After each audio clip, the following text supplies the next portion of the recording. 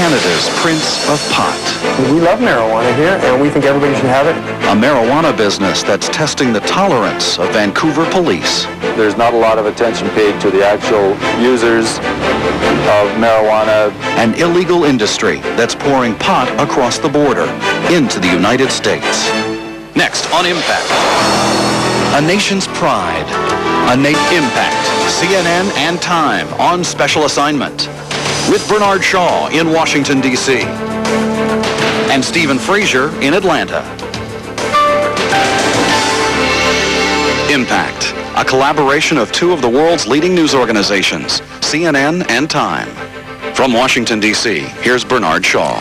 Welcome to Impact. We begin with a new and unlikely source of high-potency marijuana, Canada.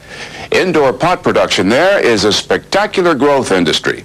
Nowhere is the boom greater than in British Columbia, where the crop is estimated at hundreds of millions of dollars a year, and much of that pot is pouring across the border into the United States. Impact correspondent Larry Lamont reports from Vancouver, where police tolerance is being tested by a flamboyant businessman considered Canada's Prince of Pot. Vic, copy, we're rolling. All right, everybody's ready. Okay, let's go. An afternoon drama in Vancouver, British Columbia. Okay, I'll cover that window there. You're gonna knock first, eh? Vancouver police got a warrant. Down on the ground.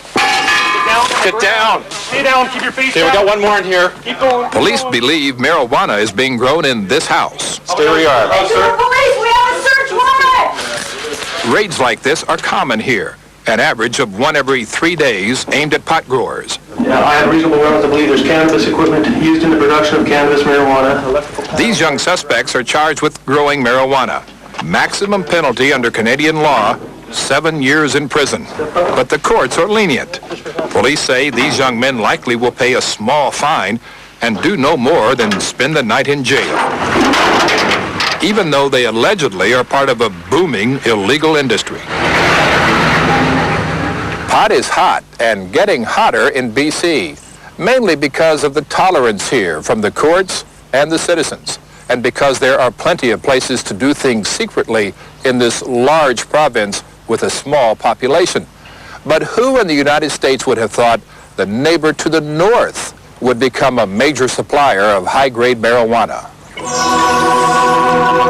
In fact, British Columbia has become the marijuana breadbasket of the western United States, mainly through thousands of sophisticated indoor growing operations like this one. If you add CO2, you'll reach 2 pounds per 1,000-watt light. And the man they call the Prince of Pot is one of the principal forces. He's activist and entrepreneur Mark Emery. So, you're an American or Canadian? In Vancouver, you couldn't buy a pipe, you couldn't buy High Times magazine, you couldn't buy anything to do with marijuana in 1994. Now, we have a whole culture with hundreds of books, massive number of magazines, stores all across the country, marijuana cultivation reaching record harvests, and we take a lot of credit for that here at Hemp BC. We started this revolution in Canada. What's this meetup? The Hemp BC store, owned by Emery, is headquarters for the revolution. 865 for change. Penniless a few years ago, Emery has converted his passion for pot into a empire, selling marijuana paraphernalia, literature, and seeds. Seeds from every continent in the world. Even chemicals to help people pass drug tests. At his Cannabis Cafe, a new way to get high. And that's THC vapor and water. Customers inhale marijuana vapor produced by unique pipes while eating food containing hemp seeds and oil. This is entirely hemp. This is hemp silk. It's just very fine. Emery shows off his clothes, all made of hemp fiber from the marijuana plant.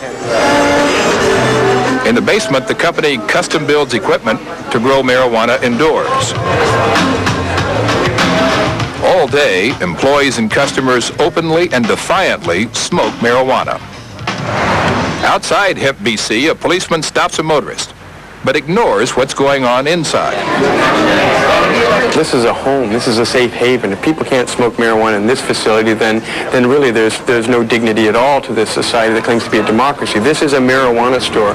It's really nice. But it's not a secret underground operation where people sneak in the back way. Tens of thousands of customers walk into the front door every year from all over the world. This is a highly visible, public, downtown business.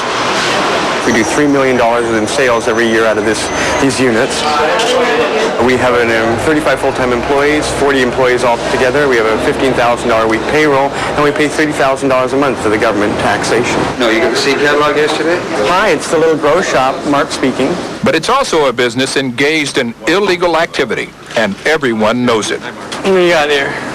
In front of customers and our camera, a wholesaler brings seeds smuggled in from Amsterdam, where the marijuana seed business is legal. This middleman makes more than $100,000 a year. Okay, what's the bill? $2,100. Oh, geez. Are you sure you don't want stock in the company instead? No. The quality of this marijuana is staggering. It really is. Emery then marks up the seeds 300 to 400%. Some sell at 10 for $375. And that fellow just spent $250 American money on only 20 seeds. And that's very typical, and the government collected $35 in taxation. And then Emery claims to be the most prominent pot seed seller in the world. He's got envelopes full of hundreds of varieties of marijuana. Every kind of known-name Jamaican indica, Jack Herer, Jolly Rancher, Master Kush. These seeds can produce a continent full of marijuana. Definitely, absolutely. To promote the cause, Emery publishes a magazine, Cannabis Canada. And he operates his own website to advertise and sell seeds, with as many as 1 million hits a month. Oh, I think everything here is against the law. It's illegal to sell these pipes. It's illegal to sell the books to how to grow marijuana. It's certainly illegal to sell equipment to help people grow marijuana. It may well be illegal to sell the seeds to grow marijuana. I would suspect I probably break several laws a day here. But my argument is merely that the law is simply wrong. While mostly ignored by the law, Emery is an agitator who pushes the law to the limits. Yeah, right. You're a cop? You think you can do anything? In January of 1996, police raided Hemp BC and confiscated everything. Within days, the Prince of Pot was back in business. And we feature every kind of pipe. With no public outcry to shut him down, police allow him to continue, at least until his court date later this year. We love marijuana here, and we think everybody should have it, and we're totally dedicated to making sure there's lots of hydroponic marijuana. If we can compromise Mark Emery's behavior at this stage, we would do so. We talked about Mark Emery's pot business with the head of Vancouver's drug squad, Sergeant Koos Dijkstra. Yeah, why not close him down? Do you perceive it as a big enough problem for us to close it down when people are being knifed, murdered, and mugged? We haven't ignored it. We are paying attention to it. It's not on the front burner in view of property crime and person crime that's going on in Vancouver. Yeah, the girl in the doorway is behaving kind of like she's just peeking, like she may be sticking something in her arm. On a swing down some of Vancouver's drug-laden streets, the 32-year police veteran said Emery is on the back burner because of the city's more deadly problems with heroin and cocaine. More than 300 people died last year. It could be heroin, but it's probably crack. She's got more crack rocks in her hand, probably. Dijkstra believes the war on drugs has been a failure and has even made the problem worse. You'd have to be a real dolt to think that we're actually improving the situation, but you're never going to stop people from using psychoactives. And by doing so, all you're doing is building up a criminal empires. Al Capone and the boys got their start with prohibition of liquor. The growers of marijuana say it can't be stopped because there will always be a demand. I think BC pot has become the fave of the United States. This entrepreneur invested $50,000 for gear. He expects an annual return of $200,000. If he were caught with these plants in the United States, he'd do a mandatory minimum sentence of 5 years. Easy money. It's easy money. I just see profit here. There's a lot of money to be made and the penalty is very low. bed off this was the July centerfold in high times. This pot grower is so confident, his plants sit next to a swimming pool, a gathering place for lots of parties.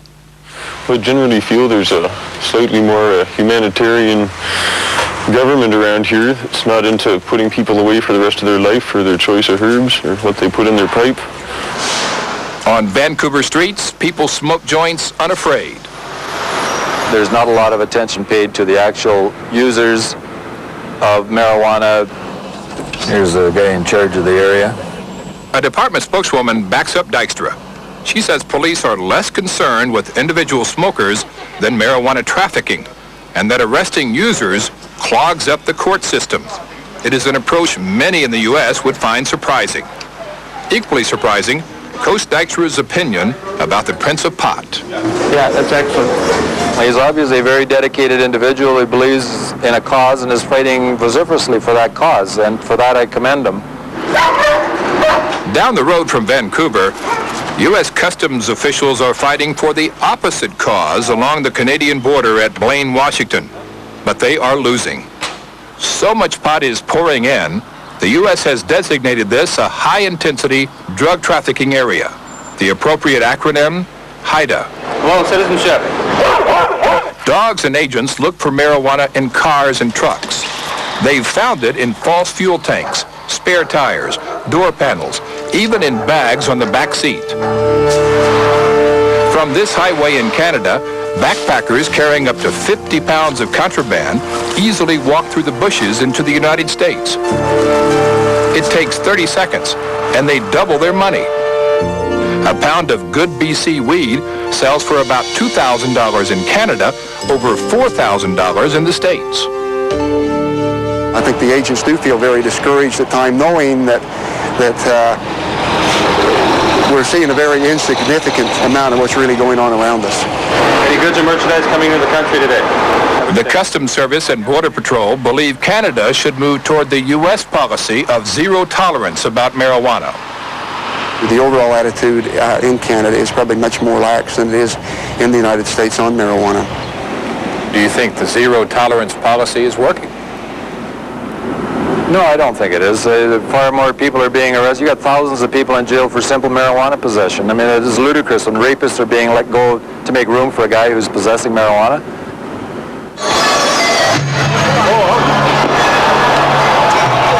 Mark Emery wanted to illustrate Vancouver's tolerance at an outdoor fireworks show.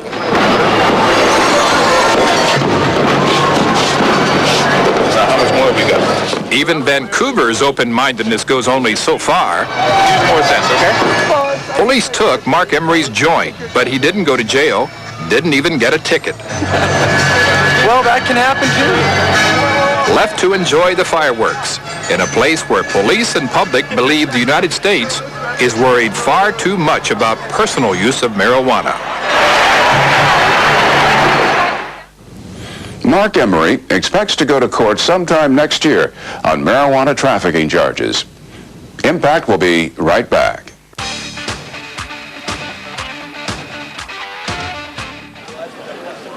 Normally, they'd be arrested in minutes, but police turned a blind eye to thousands of people smoking cannabis as they marched through London calling for the decriminalisation of the drug. The event, hailed as the biggest pro-cannabis rally in the British capital since the 60s, was backed by celebrities including former Beatle Paul McCartney. Campaigners deny legalisation would lead to an increased use of harder drugs. Instead, they point to medical benefits such as relief from the symptoms of multiple sclerosis, cancer and AIDS. And they accuse the World Health Organization of suppressing evidence that cannabis is less harmful than tobacco or alcohol.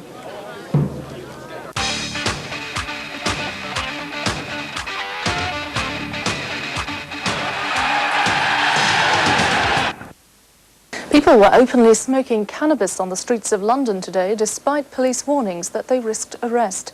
They were marching through the capital, supporting calls for the drug to be decriminalised. A Labour MP told them most of his colleagues agreed with them.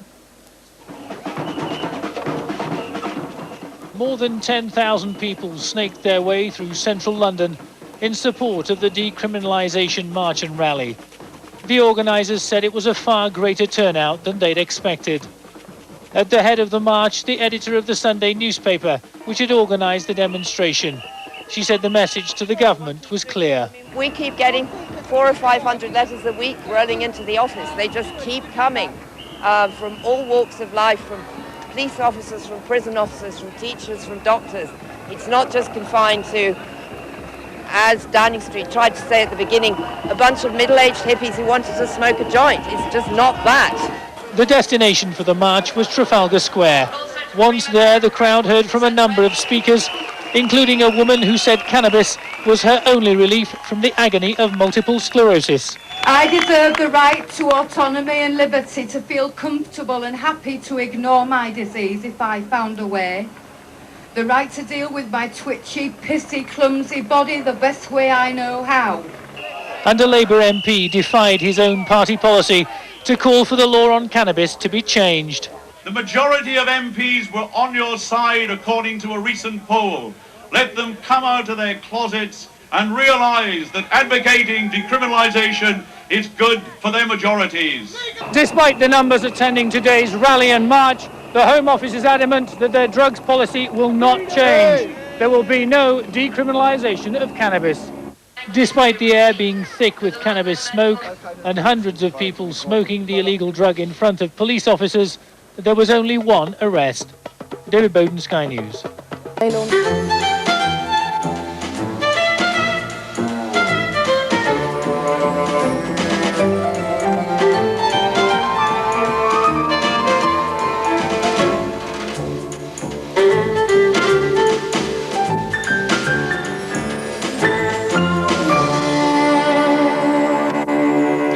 Welcome to Sunday, this Sunday, the 29th of March.